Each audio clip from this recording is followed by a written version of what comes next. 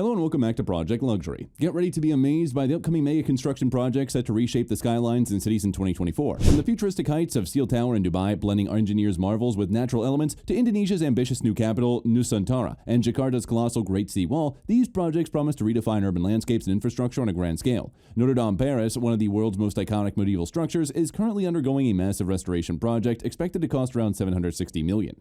A devastating fire in 2019 severely damaged the 860-year-old UNESCO-listed cathedral, destroying its iconic wooden spire, collapsing the roof, and significantly affecting the upper sections of the stone walls. However, the sturdy stone ceiling acted as a natural fire barrier, saving much of the interior. The two pipe organs, altar, original rose windows from the 13th century, and treasured holy relics, including an alleged piece of the original cross, were largely untouched. Despite the extensive damage to the roof and spire, the fire's overall impact was relatively limited. The investigation into the fire's cause in 2020 ruled out malicious intent, attributing it to either a short circuit in the electromagnetic bell-ringing system or a discarded cigarette butt. Following the fire on April 15, 2019, French President Emmanuel Macron declared that the cathedral would be fully restored to its former glory within 5 years, a challenging goal given the intricate and specialized work required. As December 2024 approaches, the restoration appears to be on track for a grand reopening later this year. For those concerned about modernizing the ancient architecture, it's important to note that the Notre Dame has undergone numerous renovations and reconstruction projects over the last centuries, including significant work between 1844 and 1964. Thus, much of the cathedral isn't original, and the restoration will maintain its historical integrity. After the release of the classic novel The Hunchback of Notre Dame,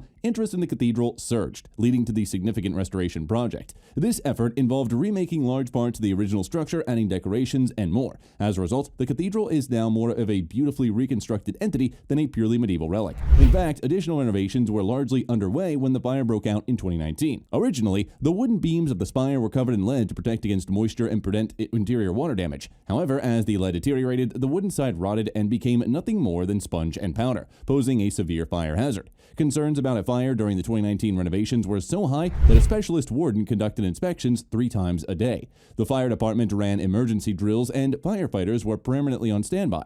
Despite regulations, the renovation team admitted to smoking cigarettes on the scaffolding, but insisted this did not start the fire. Following the fire, various corporations and wealthy French individuals quickly donated $500 million for restoration, with the total reaching $840 million by September 2021. The restoration work began in April 2019 and has progressed smoothly. Unfortunately, the cathedral won't be fully open for the upcoming Olympic Games, but it is expected to be fully operational in time by Christmas. Now, as someone with diverse interests, I'm excited to be partnering with Ground News for this video. Ground News is an app and website created by a former NASA engineer that aggregates related news articles to create comprehensive story overviews, making it easier to research and cross-check information. Every story features a quick visual breakdown of the political bias, ownership, and headlines of the reporting sources, all backed by ratings from 3 independent news monitoring organizations. For example, Ground News covered an update from Elon Musk's brain chip company Neuralink about its first human patients. The story about a malfunctioning implant causing some threads to retract from a patient's brain received significant attention. Ground News identified nearly 100 articles covering the topic, mostly from highly credible sources. On their platform, you can see how different sources report on the same story. For instance, Futurism, known for its biased language, emphasizes how Knoll and Arbor became alarmed when their brain chip started malfunctioning. In contrast, the highly credible PC Mag highlights that the chip is actually helping them beat friends in video games. Ground News also includes Neuralink's official press release, allowing you to get updates directly from the source. Their story overviews compile all the information that might not fit into a single article, making it easy to learn everything about a topic that you're curious about.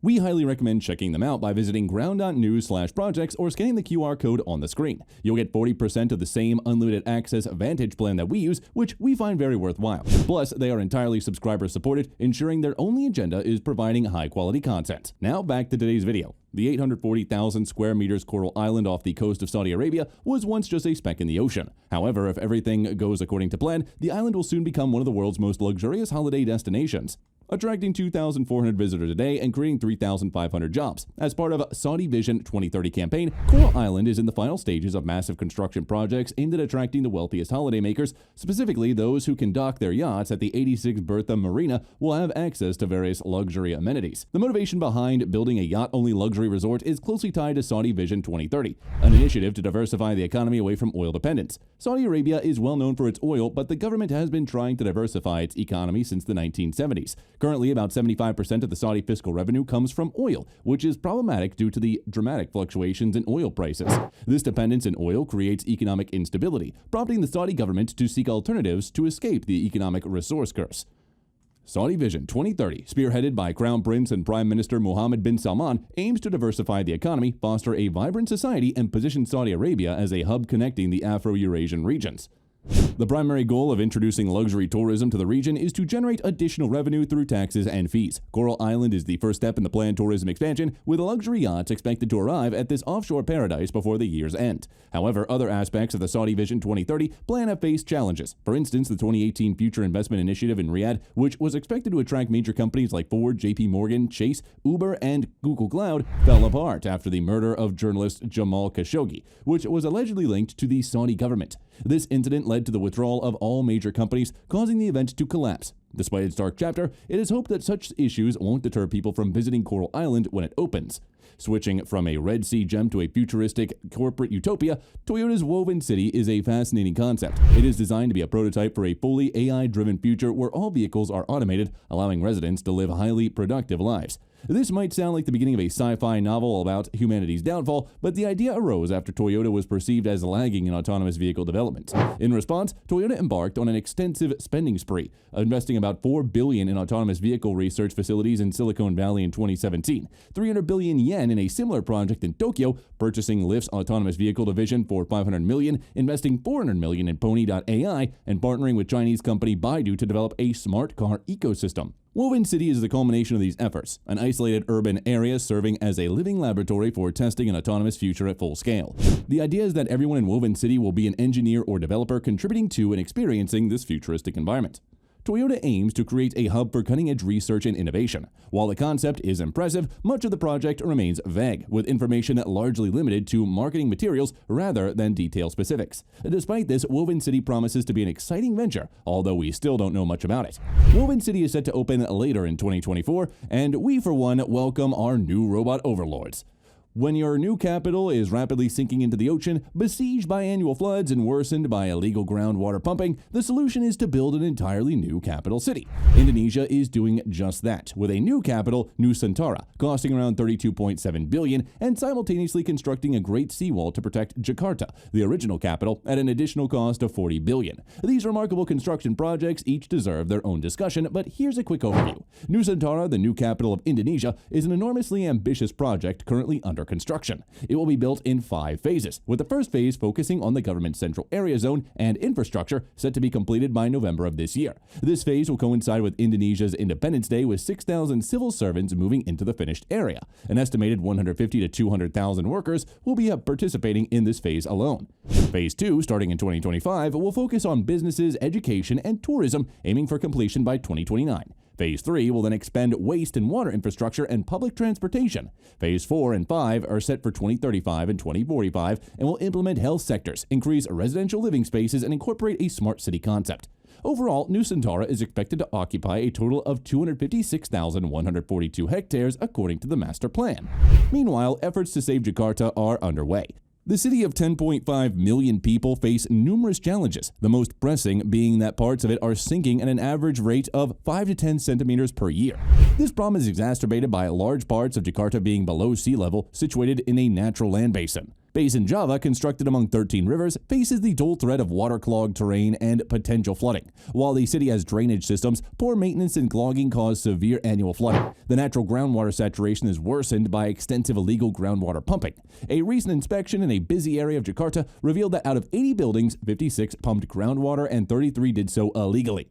The Great Seawall of Jakarta aims to address these issues. Located north of the nearby bay, it will protect against sea flooding and act as a buffer for the 13 rivers, significantly helping control water flow. Once completed, the 20-kilometer wide wall will cover 4,000 hectares and include a new airport, residential area, harbor, industrial area, water treatment facility, new waterfront, and 17 artificial islands. The project began in 2014 and is expected to be completed by 2027.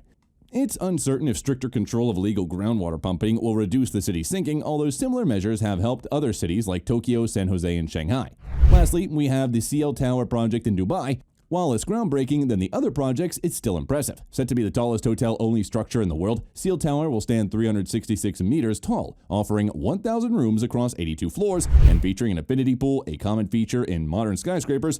Interestingly, Ciel Tower's existence is linked to the 2007 global financial crisis. A plain rectangular building was under construction on the same plot, but the project was abandoned midway due to the economic crash. Fast forward to 2017 when the first group contacted Canadian construction firm Noor. Noor's director in Dubai, Yahya John, was tasked with creating an iconic hotel to define the Dubai skyline. After 4 weeks of studying the proposal, including the plot shape and the feasibility of a 300-meter-plus structure, Ciel Tower was conceived. According to Jan, the tower's emergence was somewhat accidental.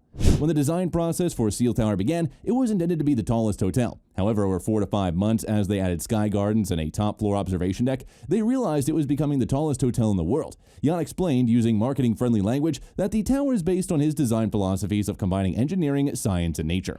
He emphasized their fascination with integrating nature into their projects, stating, "We love towers and we love trees." This philosophy is reflected in Ciel Tower, which includes several naturally ventilated gardens irrigating with recycled water. Despite not yet being open, Ciel Tower has already won awards, including Best International Hotel Architecture, Best High-Rise Architecture Arabia, and Best Hotel Architecture Arabia at the 2019 International Property Awards. Although competition in these specific categories might have been limited, the architecture would clearly appreciate the tower's design. During its construction, the project has used 12,000 cubic meters of cement and 2,700 tons of steel, costing $500 million. This visually impressive tower is set to open at an unspecified date in the first quarter of 2024. If you're not planning to visit Coral Island, you should definitely check out the interior gardens and trees of Ciel Tower. And that was all from us today for this video. See you in the next one.